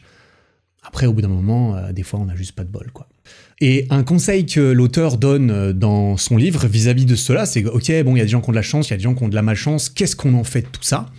Un des conseils que lui, il donne, c'est que pour mitiger un peu le rôle de la chance dans certaines réussites, peut-être qu'on aimerait émuler, qu'on aimerait répliquer pour soi, au lieu de regarder ce qu'un individu a fait pour réussir et complètement limité, c'est-à-dire, par exemple, tu lis la biographie de Steve Jobs et tu te dis « Ok, je vais faire exactement comme Steve Jobs, parce que lui, tout ce qu'il a fait, ça l'a mené au putain de succès, en tout cas d'une certaine mesure qu'il a eu. » Ou de regarder « Thibaut InShape, il a tout fait comme ça, je vais faire pareil pour réussir sur YouTube, tu vois, typiquement. » Plutôt que de regarder un seul individu et son propre parcours de vie, que ce soit le mien ou celui de n'importe qui, regarder un peu des patterns, des modèles, des schémas globaux qui semblent avoir été présents chez le groupe de personnes qu'on cherche à rejoindre, que ça soit dans ce qu'il faut faire ou dans ce qu'il faut pas faire. C'est plutôt... Après, c'est une histoire de statistiques, hein. Concrètement, c'est... t'essaies de récupérer de la data, de regarder parmi toutes les personnes qui Ouais, parmi toutes les personnes qui ont réussi. Il y a quand même un genre de biais du survivant là-dedans, donc je sais pas comment est-ce qu'on prend ça en compte dans la statistique. Mais après, voilà, si toutes les personnes qui ont réussi ont quand même certaines actions, certaines choses, et c'est pour ça qu'on est fasciné par les habitudes des gens riches, puissants, riches et puissants, typiquement. Il y a quand même généralement une partie statistique qui semble expliquer cette résultante. Tu vois, on peut se dire par exemple que dans mon milieu, je prends des exemples de mon milieu, c'est quand même plus simple, tu m'excuseras, c'est pas toujours ultra apparentable peut-être, mais pour comprendre le truc, tu vois, beaucoup de youtubeurs qui ont duré, après 5 ans par exemple, ont commencé à vendre un produit quelconque pour pouvoir vivre de la création de leurs vidéos. Ça peut être leur produit, ça peut être le produit de quelqu'un d'autre. Mais force est de constater que si tu te bases uniquement sur ce que YouTube te paye pour les vues que tu fais, c'est dur de durer dans la durée, justement. Donc c'est probablement pas une mauvaise idée, quand tu es un aspirant youtubeur, par exemple, d'essayer à terme de faire de même, en vendant d'autres produits plutôt qu'en se concentrant que sur les revenus publicitaires qui sont très instables et très effrayants, pour le coup, car très instables. Par contre, le fait que tel ou tel, il a réussi en sortant 3 vidéos par semaine, ça veut pas dire que c'est le seul moyen de réussir, tu vois.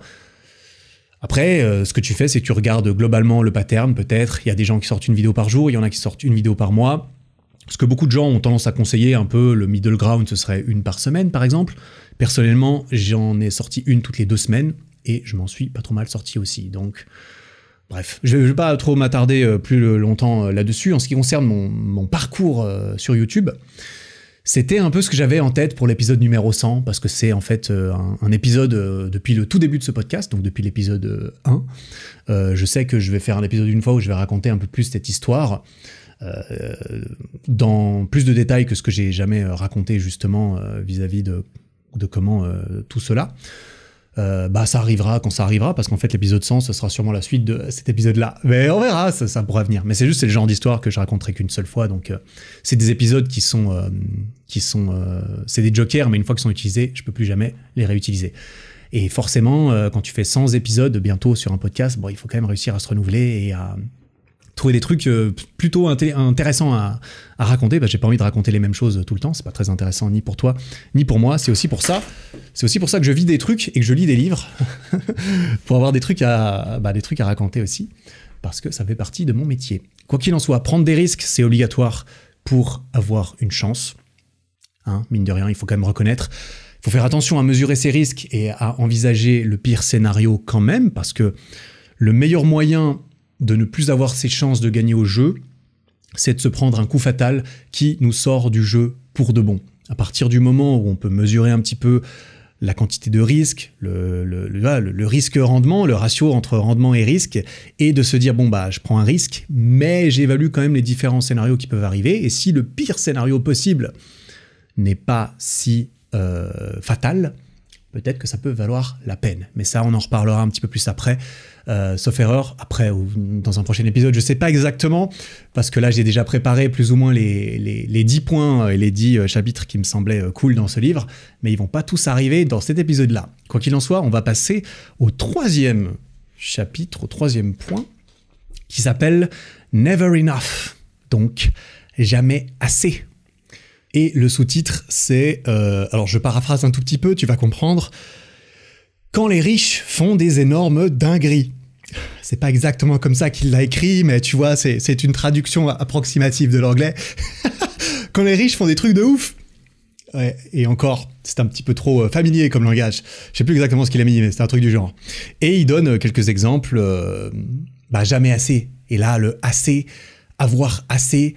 c'est quelque chose qui est voilà, c'est une discussion qu'il était obligatoire qu'on allait avoir dans un livre du genre, tu comprends? Parce que qu'est-ce qui est assez d'argent? Ça, tout le monde n'a pas la même définition. À nouveau, il n'y a pas de doute et les mêmes limites. Et il donne des exemples, justement, en fait, on en revient peut-être un petit peu aussi au premier point. C'est certains mecs qui font des trucs de ouf en fait avec la thune quoi. Mais est-ce qu'ils sont fous pour autant? Je sais pas. Il donne des exemples par exemple de Bernie Madoff, Le mec qui nous a fait un Ponzi de légende pendant des années, alors même que ce mec, avant qu'il commence à faire un énorme Ponzi, où en fait, le Ponzi, c'est que tu payes les gens qui sont dans le système grâce au fait de recruter des nouvelles personnes dans le système, et donc c'est un truc qui escalade jusqu'à ce que ça ne puisse plus que se péter la gueule, parce qu'au final t'as jamais assez de thunes. Si tout le monde voulait repartir avec sa thune, tu es mort. Et ce mec, avant de commencer à faire ça volontairement, consciemment, dans le but de, en tout cas, dont la résultante a été qu'il se soit enrichi encore plus, avant de faire ça, c'était déjà un businessman avec un énorme succès, tout à fait légitime, et plein de gens en ont attesté. Ce mec, avant de commencer à, entre guillemets pas vraiment, mais avant de commencer à arnaquer d'autres riches, son entreprise faisait déjà entre 25 et 50 millions par an de façon purement légitime et stylée, on dira, ou en tout cas légale, très certainement en grande partie en tout cas, avant même de commencer à tomber dans ces comportements excessifs pour gagner encore plus. Pourquoi est-ce qu'il a fait ça alors que le mec était déjà blindé au sens au sens duquel beaucoup de personnes seraient d'accord s'accorder pour dire le mec était déjà blindé, en fait il était déjà riche, il avait déjà assez d'argent. De son propre point de vue, peut-être pas. Ou en tout cas, il voulait peut-être encore plus de pouvoir, encore plus. Il voulait que ça soit de l'argent ou quoi. Évidemment, c'est un concept d'avoir assez qui peut se transposer à d'autres choses que l'argent, bien entendu. Mais peut-être que lui avait pas cette impression, justement. Il s'est dit, bon, mon entreprise fait que 50 millions, comment est-ce que je fais pour multiplier ça par 10 ? Ah tiens, j'ai une idée. J'ai une idée, on va voir ce que ça donne. Pas sûr que ça marche, mais on va voir. Et le mec s'en est sorti comme ça pendant des années avant de se faire avoir, tu vois. Un des objectifs, et ça c'est un truc qu'il dit dans le livre, un des objectifs financiers les plus difficiles de nos vies, c'est que cet objectif financier arrête d'avancer au fur et à mesure qu'on s'en rapproche. Un des trucs les plus durs, et ça c'est pas que pour l'argent, c'est que plus tu t'approches de l'objectif, que l'objectif, en fait, lui, ne continue pas d'avancer. C'est-à-dire, et ça peut se transposer pour d'autres choses. Moi, je me souviens que j'avais eu cette discussion avec un pote il y a longtemps. C'était un ancien pote il y a longtemps. C'était vraiment... c'était au tout début que j'ai commencé à faire ma chaîne YouTube. C'était vraiment il y a 5 ans à peu près. Où j'étais... ou alors c'était juste avant, mais j'étais bien dans la muscu et tout. J'ai eu tout mon parcours où ça m'a pris des années avant de réussir à me muscler un petit peu. Et mon pote me disait, ouais, mais en fait... tu vas jamais t'arrêter de faire de la muscu, tu vas jamais t'arrêter, parce qu'en fait, à chaque fois que tu obtiens le physique que tu veux, tu vas en vouloir encore plus, tu vas remettre l'objectif encore plus loin, etc., etc. Et j'avais trouvé ça intéressant, et il y a évidemment une certaine nuance de vrai là-dedans.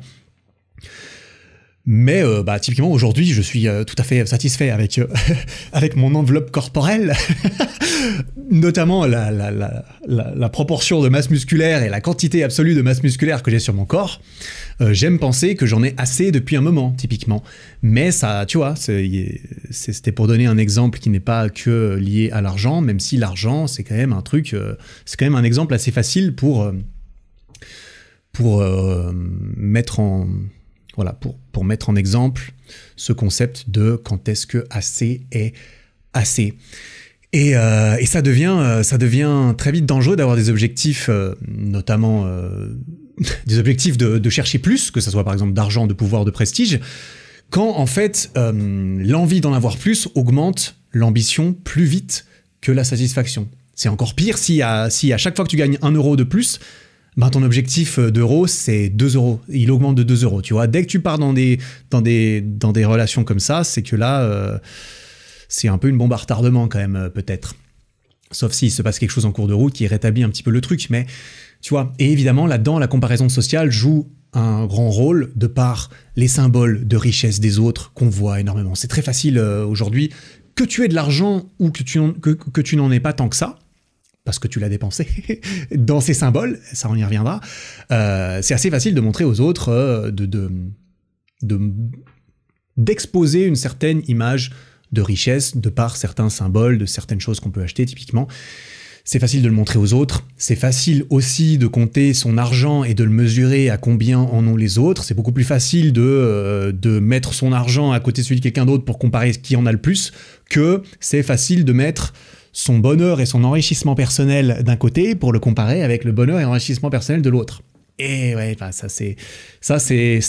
on pourrait argumenter comme quoi c'est un des malheurs de la vie, c'est que c'est peut-être plus difficile de compter son bonheur que c'est difficile de compter le nombre de likes qu'on a eu sous son post Instagram, quoi. Mais bon, ça fait partie du truc, c'est pas prêt de changer, je pense. Je pense pas qu'on a envie que quelqu'un invente une technologie qui va nous dire « Ok, ton niveau de bonheur, il est à 72. » Imagine si on avait ce genre de truc, ce serait très très très hardcore, d'autant plus que... bref. Je sais pas, bref, on va pas entrer là-dedans parce que on va se faire un épisode de Black Mirror, sinon autant aller faire ça, j'ai envie de dire. Ça a déjà été pré-réfléchi un peu, on va voir. Mais voilà, quelque chose qui dit dans le livre, sauf erreur, c'est que avoir assez, ça veut pas dire avoir trop peu. C'est bien une distinction qu'il faut comprendre. Avoir assez, c'est réaliser que l'inverse va nous pousser jusqu'au point du regret, généralement. Et il donne un exemple que je trouvais assez intéressant. C'est que, par exemple, on sait quand on a assez mangé. On le sait quand même à un moment donné, quoi. On sait qu'on a assez mangé, par exemple, si tu te mets à vomir, là, tu sais que t'as trop mangé, concrètement.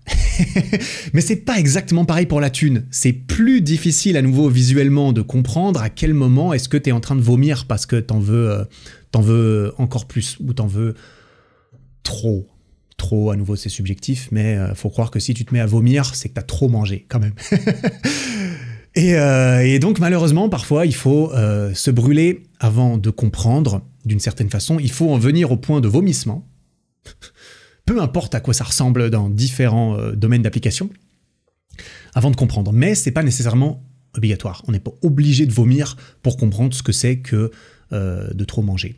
Et c'est là que c'est difficile et que ça demande quand même, en plus évidemment de tout le conditionnement qu'on a reçu, parce que à nouveau, c'est bien pour ça que le premier chapitre de ce livre, c'est le premier chapitre de ce livre, c'est que ce premier chapitre, il détermine, il explique notre rapport avec l'argent, et ça aussi, ça va déterminer de qu'est-ce qui est assez pour soi. Si on nous a toujours dit depuis toujours que ta valeur personnelle, l'amour que je vais te donner va être proportionnel au montant d'argent que tu as, et que de l'argent, on n'en a jamais assez, tu vois, forcément que ça sera dur d'en avoir assez plus tard, tu comprends ? Enfin bref. Il y a des choses qui ont pas de prix, hein, mine de rien. C'est quand même important de le préciser. C'est une partie de la réflexion qu'on peut se faire, notamment pour essayer de comprendre ce qui, pour soi, peut être assez. Il y a des risques qui valent jamais la peine d'être pris, malgré les gains financiers potentiels. Il y a des choses que, à tout prix, on ne veut pas perdre. Alors, il y a certaines choses, on pourrait se dire... qu'il y a une part subjective là-dedans, mais il y a quand même pas mal de choses pour lesquelles beaucoup de gens sont d'accord, mine de rien. Ce sera souvent déterminé par sa valeur et son éthique personnelle, mais aussi, d'une certaine façon, ce sera subjectif, mais beaucoup de gens vont s'accorder pour certaines choses, mine de rien. Par exemple, moi, je sais que ma réputation, et ça c'est quelque chose qui... Enfin, moi je vais rien inventer, hein, c'est à nouveau un truc, beaucoup de gens sont d'accord, tu vois. Ma réputation et mon image, c'est ce que j'ai de plus précieux, par exemple. C'est ce que j'ai de plus précieux, c'est inestimable en fait. Ma réputation personnelle, une certaine partie de mon honneur personnel a énormément de valeur en ce qui me concerne, tu vois.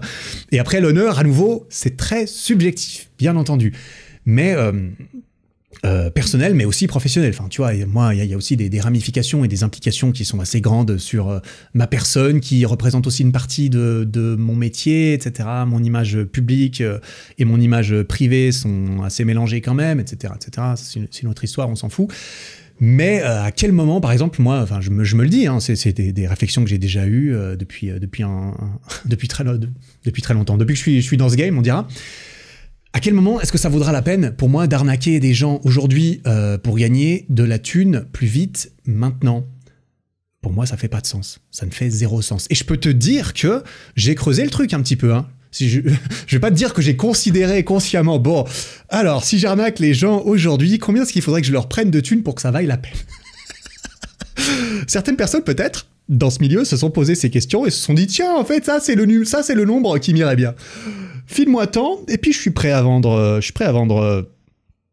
à vendre les gens qui accordent de l'attention à ce que je dis et qui m'accordent leur confiance. Bah les couilles de leur confiance, j'échange volontiers leur confiance contre un certain montant. À nouveau, moi je juge un petit peu quand même, mais on a tous un peu notre avis sur ce genre de choses. Personnellement, ça m'intéresse pas comme transaction, tu vois. Surtout que, comme je l'ai dit, j'ai réfléchi au truc. Moi, je suis persuadé, hein, si mon but c'était égoïstement d'être le plus riche possible, à long terme, évidemment, et c'est là que cette vision de long terme quand même entre en jeu. J'ai bien meilleur temps de donner beaucoup aujourd'hui plutôt que d'essayer de prendre. Plus je donne aujourd'hui, en quelque sorte, même si mon but était purement de maximiser par exemple mon capital financier égoïste personnel, à long terme, à nouveau, hein, j'ai meilleur temps de donner aujourd'hui que de prendre pour être plus riche plus tard, tu vois. Même la meilleure stratégie, même quand t'es purement égoïste à mon avis, c'est quand même quelque chose qui n'est pas purement égoïste dans l'instant. Bref, ça à nouveau, c'est purement personnel. Mais je me souviens que j'en ai déjà parlé dans une vidéo, d'ailleurs, je l'avais mentionné, c'est une vidéo qui date de début 2020. La vidéo s'appelle « Comment je vis de YouTube ?» entre parenthèses, et pourquoi je vais arrêter? Bon, spoiler, j'ai pas arrêté. Comment je vis de YouTube? Et ce que j'avais dit, j'avais mentionné ma stratégie, entre guillemets, depuis le début, qui était que, peut-être je pourrais la passer dans l'épisode, ouais, non. Je disais un truc du style que mon but, c'est d'apporter tellement de valeur dans ce que je fais sans attendre grand-chose en retour, que toi, tu reçoives tellement de trucs de ma part et de valeur de ma part au fil du temps que éventuellement tu finisses par te sentir coupable de rien me rendre en retour. C'était un truc du genre, tu vois. Et ça me tenait à cœur, ce genre de choses. J'avais été influencé par différentes personnes qui, je me souviens qu'à un temps, j'écoutais pas mal ce que Gary Vaynerchuk disait, et lui, c'est vrai qu'il a un discours qui prônait beaucoup. Je suis un petit peu moins aujourd'hui, mais j'avais beaucoup aimé ses livres, et puis un temps j'étais assez inspiré par ses vlogs. Je me souviens, c'était avant le Covid typiquement. Après après j'ai moins suivi. Où il prônait beaucoup la patience, le kindness. Bon, après il faut pas toujours être gentil. Enfin, il y a différentes valeurs et vertus qui sont stylées, mais il parlait beaucoup de patience. Il parlait beaucoup de faire ce qui est bien, entre guillemets. Enfin voilà. Le bien, le pas bien, c'est autre chose. Tout ça pour dire, c'était un peu ma stratégie. J'étais persuadé que c'était le mieux. Et que ceci implique que ma réputation, typiquement, est ce que j'ai de plus précieux et quelque chose que je ne suis pas prêt à compromettre pour un certain montant, volontairement, comme ça. Après, on fait tous des erreurs plus ou moins volontaires. Mais j'espère que si un jour je tombe dans un énorme bad buzz... que ce sera pas à cause d'une énorme négligence de ma part, ou du fait que, dans le fond, je le méritais parce que je suis un connard, quoi. Je suis un connard de mon propre standard. Parce qu'à nouveau, c'est assez subjectif. Bref, tout ça pour dire que je suis fier de comment j'ai gagné mon argent depuis le début, que j'ai pas fait de coup de pute, que je suis très content de cela, et que ça, c'est important pour mon image de moi aussi. Et j'aime penser que ça a une forte corrélation avec ma réputation, même si évidemment on peut faire paraître des choses qui ne nous représentent pas complètement ou même pas vraiment. Mais après, chacun fait ses bails. Quoi qu'il en soit, la réputation pour moi c'est assez inestimable, mais c'est évidemment pas la même chose. Il y a aussi par exemple la liberté, la famille, les amis, la confiance, le fait d'être aimé sincèrement par quelqu'un. À quel moment est-ce que tu vas apporter une valeur financière là-dedans et à combien est-ce que tu la places? Bref, toutes ces choses sont pas souvent cool de risquer pour plus d'argent, de pouvoir, etc. Mais ça, c'est assez personnel et il faut quand même réussir à en arriver à savoir où est notre limite. Parce qu'on a tous différentes limites. Hein. On a tous un certain montant peut-être d'argent pour beaucoup de choses, mais pas pour tout. C'est bien justement là qu'il y a des limites qui peuvent être intéressantes à réfléchir pour soi, typiquement. Donc moi j'ai pas mal réfléchi à ce qui est assez pour moi en termes d'argent. En tout cas, si je me projette pas particulièrement loin dans le futur en termes de stabilité des revenus, hein, parce que moi je suis quand même dans un milieu où c'est assez instable, hein, j'ai pas un salaire fixe tous les mois, mais ça fait plusieurs années que je considère que je gagne assez tous les mois, par exemple. Mais après, c'est purement subjectif et c'est en fonction de mes besoins, de mon niveau de vie, de comment je me projette dans le futur, à quel point j'aurai besoin de X ou Y. Il y a beaucoup de choses. Mais voilà, personnellement, j'ai jamais été particulièrement motivé par l'argent comme une fin en soi. Mais évidemment que c'est très important d'en avoir assez. Sa mère, c'est la belle leçon du podcast. Non mais bref, on comprend tous qu'il y a pas mal de... Il y a beaucoup de trucs cool avec l'argent, hein. Mais après, ça reste assez subjectif de se poser la question. Moi, je me souviens un de mes grands plaisirs, une de mes grandes fiertés aujourd'hui, du fait que je gagne assez, à mon sens, c'est de pouvoir acheter, et c'était un de mes objectifs depuis le début. C'est quand même un des trucs que je me suis dit, tu vois, parce que c'est important, on va y venir un petit peu, mais c'est important de se demander qu'est-ce que c'est assez pour moi. Et ça peut être dans différents domaines, mais ici, on va rester plutôt dans le domaine financier, on dira. Combien est-ce qu'il faut que je gagne pour que ça soit assez? Combien est-ce qu'il faut que je possède sur mon compte en banque ou dans mes investissements pour que ça soit assez? Ça peut être pas mal d'avoir un espèce d'objectif de façon à pouvoir vérifier aussi qu'il ne continue pas d'avancer toujours. À chaque fois qu'on fait un pas en avant, l'objectif recule de 2 pas. C'est compliqué. Et ça peut être bien de rationaliser cela d'avoir cette discussion avec soi, d'autant plus quand on a l'impression d'être perdu, de toujours courir, de jamais... tu vois, tu cours avec la carotte qui reste devant toi, tu cours, puis la carotte, elle court à la même vitesse que toi, en fait, la carotte, tu vois. Ça peut être sympa de se poser ça, même si, évidemment, on évolue dans le temps, notre situation change, on a des enfants, on perd notre emploi, on a une maladie grave, on a des gens qui dépendent de nous, etc. Évidemment, ça peut changer. Mais ça peut être sympa, à différents moments, de se faire des checkpoints en mode, au moins, je me dis que quand j'aurai ça, j'aurai assez, parce que je fais des calculs, parce que je me pose la question. Comme ça, le jour où éventuellement on arrive à ce point-là, on pourra au moins se souvenir qu'il fut un temps où je m'étais dit « Ah, mais c'est vrai, attends, je m'étais dit que quand je gagnerais X par mois, ce serait assez. » Du coup, est-ce que là, j'en ai assez ou pas? Qu'est-ce qui a changé? Est-ce que ça n'a pas changé? Est-ce que c'est juste une pression que je me mets sociale de vide qui est créée parce que j'ai atteint, entre guillemets, cet objectif Bref, j'étais en train de dire que un des trucs où je m'étais dit, alors c'est personnel à nouveau, mais quand j'ai commencé, je me suis dit, putain, un symbole de richesse pour moi, ça avait toujours été la nourriture. La nourriture, pour moi, c'est une relation particulière avec la nourriture. Et typiquement, j'en ai déjà parlé, je crois que je l'avais mentionné en story Instagram une fois, vite fait. Pour moi, un symbole de richesse, c'était acheter des myrtilles. Ça peut sembler complètement con, encore plus des myrtilles bio, bordel. Mais c'est de l'or, hein, les myrtilles bio, tu sais, toi-même, tu dois savoir que ça coûte putain de cher. Ça coûte putain de cher. Et je me suis dit, un jour, des fois, parce que j'allais chez des potes ou quoi, et je voyais dans leur frigo, il y avait des putains de myrtilles. Et je me disais, bordel, oh, ils sont blindés. Ils ont des myrtilles dans le frigo, et elles sont toujours là. Parce que pour moi, les myrtilles, non seulement ça coûte super cher, mais en plus, c'est incroyablement bon, tu vois. Donc, tu t'achètes une barquette de 500 grammes de myrtilles. Si elle tient plus que 40 minutes, beau gosse. Si t'as des myrtilles constamment dans ton frigo, parce qu'en plus, les myrtilles, ça périme, tu vois, rapidement. Les myrtilles bio, ça périme. Les myrtilles bio, tu clignes des yeux, puis il y en a 5 qui pourrissent à chaque fois. Donc, être capable d'entretenir un stock de myrtilles bio dans son frigo, sachant que c'est très bon, que ça périme très souvent, et que ça coûte ultra cher, c'est que tu es blindé comme un ouf. Et je m'étais fait ça date d'il y a longtemps, hein. Je me souviens que ça date de quand j'étais petit, hein. Quand j'étais petit, j'allais chez des potes, je me disais, putain, les mecs, ils ont des myrtilles, moi j'adore ça. Comment ils font pour pas toutes les bouffer? Putain, ils sont blindés. Bref, ça a façonné justement ma vision, mon rapport avec l'argent, tu comprends? Et c'était pour ça que je me suis dit, putain, un jour, je vais pouvoir m'acheter des myrtilles, peut-être. Life goal, myrtilles bio dans mon frigo.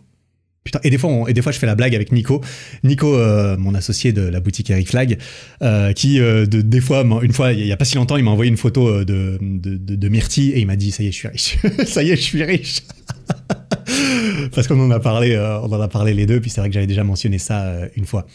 Mais par extension, un petit peu aussi, et c'est quelque chose qui était un symbole pour moi de quand j'aurais assez, c'était le fait d'aller faire mes courses sans compter mon argent, typiquement.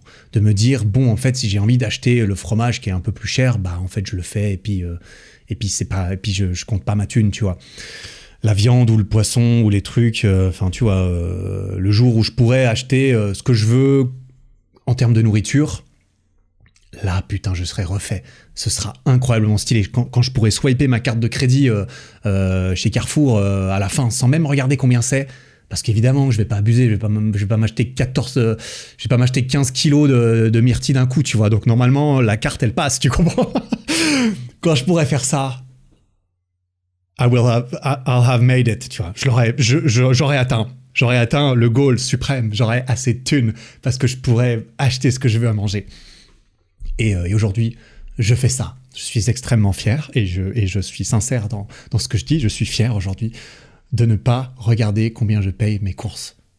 Et ça, c'était pour moi un symbole de bah Eric, le jour où tu regarderas plus combien ça coûte ta bouffe, t'auras assez, mon pote. T'auras assez. Et toute chose égale par ailleurs, hein. Évidemment, il faut rester un peu raisonnable et un peu logique et assez blablabla. Tu comprends l'image un petit peu. C'était un peu pour imaginer le fait de te demander un peu qu'est-ce qui représente assez pour toi. Je serais curieux de savoir si tu veux le partager en commentaire sous cette vidéo YouTube, typiquement.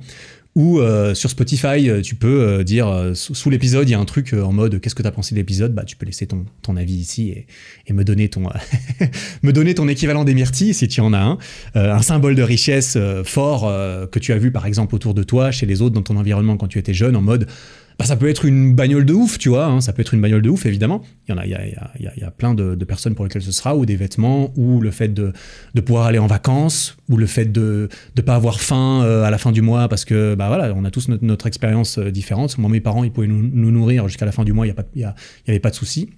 C'est sûrement pas le cas de tout le monde. Donc, on aura tous une relation différente à nouveau vis-à-vis de ça. Et pour boucler un petit peu la boucle vis-à-vis de cette histoire et de ma relation vis-à-vis de ça, justement le fait c'était quoi, il y a 2 ans et demi typiquement, quand je m'étais dit bon bah ça y est, maintenant je peux acheter un peu ce que je veux à manger, tu vois, j'en ai un peu assez d'argent, et du coup l'argent c'est quand même une belle motivation, hein. C'est une belle motivation dans la vie pour se lever le matin que de se dire bon il faut que je gagne de l'argent. Ou que j'en gagne plus pour X ou Y, pour subvenir à mes besoins, ceux de ma famille, pour pouvoir aller en vacances avec mes enfants. Les motivations sont toutes valables et surtout, valables en tout cas, sont toutes justifiées personnellement de par notre historique. Mais c'est vrai que il y a 2 ans et demi, c'est aussi ce sentiment de assez pour différentes choses dans ma vie, peut-être aussi cela, qui m'a fait me poser, m'arrêter pour me poser pas mal de questions, justement. Et c'est de là que a justement découlé la création de ce podcast, putain! Parce que ce podcast, je l'ai déjà dit plusieurs fois, mais c'était de base, et ça l'est toujours, un projet passion qui n'avait pas pour but initial d'être rentable, typiquement, ou de me faire de l'argent. C'était en mode, j'ai assez d'argent pour me payer le luxe de travailler sur un truc qui me fait méga plaisir, en fait, mais qui n'a pas pour première vocation, indirectement évidemment que ça doit quand même servir, mais qui n'a pas pour première vocation de gagner des thunes, ou de gagner encore plus, ou de subvenir à mes besoins financiers. Et c'est toujours pas le cas d'ailleurs, hein, presque 100 épisodes plus tard, même s'il faut pas abuser, hein, je suppose évidemment que je gagne indirectement aussi avec. Tant mieux, parce que alors je me projette pas dans un futur dans lequel je ne ferai plus que des podcasts et plus de vidéos et plus rien d'autre. Mais j'aime bien faire des podcasts, donc j'ai envie de dire ça peut m'aider à quand même manger, parce que il faut quand même que je mange, lol. Enfin, ça va, j'arrive à manger, t'inquiète pas, comme je l'ai mentionné, mais force est de constater que ça doit quand même jouer, d'autant plus quand je dis que tu peux aller sur ericflag.com si tu as besoin d'un programme ou de matériel pour t'entraîner, si tu veux soutenir tes progrès et ton travail sportif, tout en soutenant le mien. Tu peux aller sur ericflag.com pour obtenir ton programme de sport ou tes équipements. Et on s'y retrouve tous. Truc de fou, tout le monde y gagne quand tu fais ça. C'est incroyable. Évidemment, aucune pression, je te laisse faire ce que tu veux. Tout comme si tu vas sur MyProtein et que tu veux utiliser le code EricFlag, eh bien tu sauras que tu contribues, en tout cas, ce qui est certain, à mon travail et donc à la venue et au renouvellement de ces épisodes de podcast. Parce que je t'avoue quand même que 100 épisodes, moi je trouve ça très stylé. Je suis très fier. Je les ai pas encore faits, mais 100 épisodes de podcast, il faut quand même s'accrocher un peu, hein, parce que c'est bien connu, 90% des podcasts qui sont créés ne dépassent pas genre 5 épisodes, tu vois, quelque chose comme ça. Donc je suis très content. Mais après, la motivation, après 100, tu vois, c'est comme la motivation une fois que tu fais X argent ou X machin, bon, bah, est-ce que l'objectif, il continue d'avancer ? Alors j'avais comme objectif de faire 100 épisodes, parce que je trouve ça quand même stylé, tu vois. Mais voilà, pour l'instant, j'ai toujours la motivation pour en faire plus. On part sur un road to 200, un road to 1000. Non, quand même pas, mais putain, 1000 épisodes. Joe Rogan et tout, qui en a fait je sais pas combien de milliers. Extraordinaire, j'admire en tout cas. Bref, voilà. Ne pas chercher à avoir toujours plus et être assez satisfait de son niveau de revenu, comme c'est mon cas, moi je trouve ça cool. Mais voilà, il faut reconnaître que la motivation, que l'argent, c'est quand même une belle motivation dans la vie, donc c'est important de ne pas avoir que ça. Voilà, Eric, merci Eric, oh, super conseil Eric, merci beaucoup mec. Il n'y a pas que l'argent dans la vie, bref. Ouais, enfin tout ça pour dire, c'est bien de cultiver évidemment différents aspects de sa vie, même si l'argent est quelque chose de très important hein, dans notre société aujourd'hui, on ne va pas le nier, moi je ne vais certainement pas le nier. Et voilà, mais bon, à nouveau, c'est entièrement lié aussi à notre histoire vis-à-vis de l'argent. Voilà. Ouais, pour conclure un peu ce troisième point, et peut-être même cet épisode, putain, il est long le con. Bordel, j'en suis qu'au troisième point. Bon, moi, je raconte pas mal d'histoires sur ma life, ce qui permet de booster un peu la durée de l'épisode, en tout cas. Ouais, qu'est-ce que je voulais dire ? Bah oui, pour conclure un peu ce troisième point, je le répète à nouveau, et ça fait partie du genre de réflexion que j'espère que mes épisodes de podcast peuvent faire naître, parce que c'est le principe. Hein. Moi, mon but premier, c'est pas uniquement de te divertir avec un truc à te mettre dans les oreilles pour t'aider à t'endormir, même si je sais que certaines personnes écoutent des podcasts juste pour t'aider à s'endormir. Il y a aucun mal, et ça me fait plaisir de t'accompagner quand tu sombres quand le marchand de sable espère passer. Mais je suis très content si tu peux éventuellement en tirer quelque chose pour toi, parce que moi, c'est ça que je trouve gratifiant aussi dans le fait de faire des podcasts.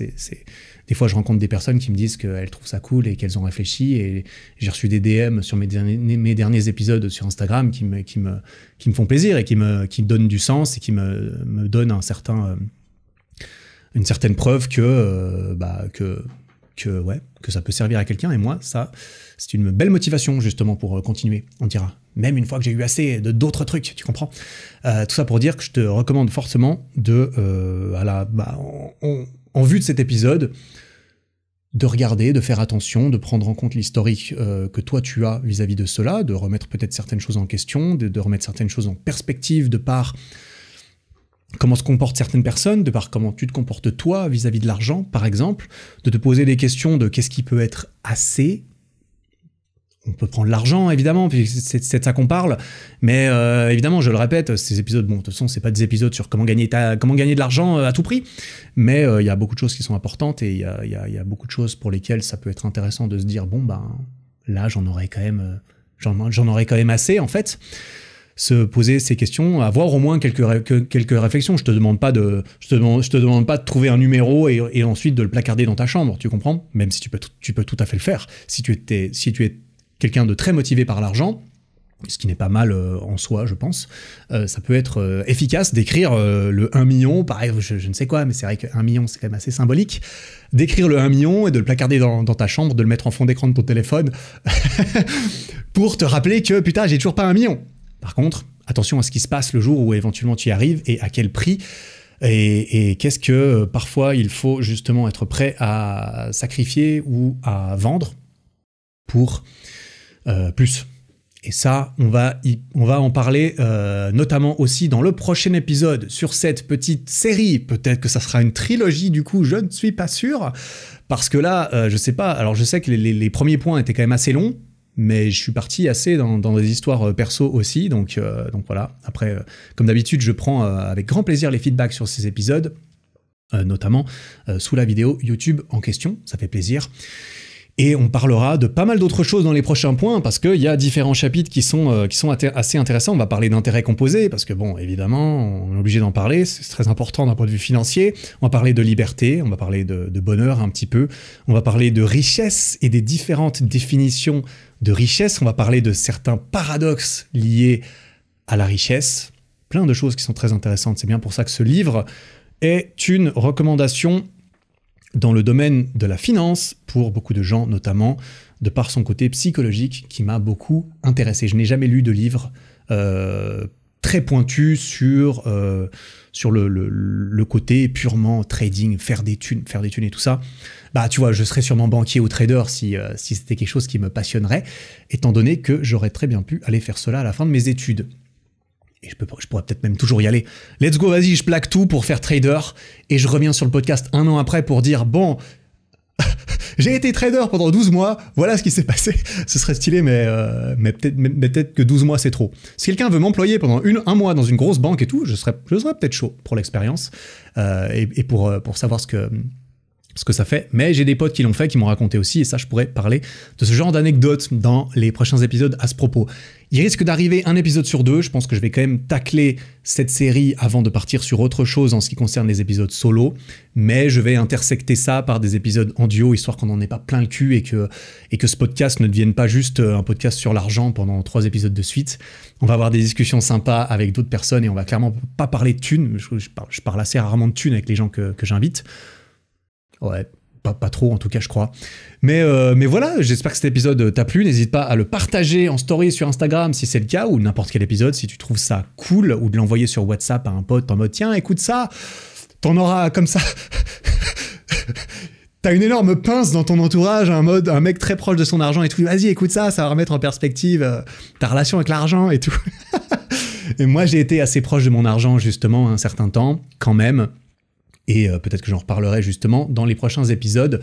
On me l'avait même fait remarquer. Des personnes me l'avaient fait remarquer. Et je m'étais dit, ouais, c'est vrai que je n'aime pas trop ça. Voilà, on a tous notre propre parcours vis-à-vis de cela. J'espère que cet épisode t'aura plu. Je vais m'arrêter là. On se retrouve la semaine prochaine pour un prochain épisode très stylé, probablement avec le Raptor. Attention, épisode explosif, bien évidemment. On se retrouve la semaine prochaine. Merci beaucoup pour ton temps et ton attention, comme toujours, ces valeurs qui sont si précieuses, putain, et que tu m'as accordé en partie. Merci énormément pour ça, ça a une valeur financière inestimable, putain. En attendant tout ça, travaille bien, prends soin de toi.